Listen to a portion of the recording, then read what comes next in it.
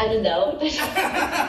Uulitin ko po sa inyo, candidate number 4. With everything that you've been through, would you still try to fall in love again?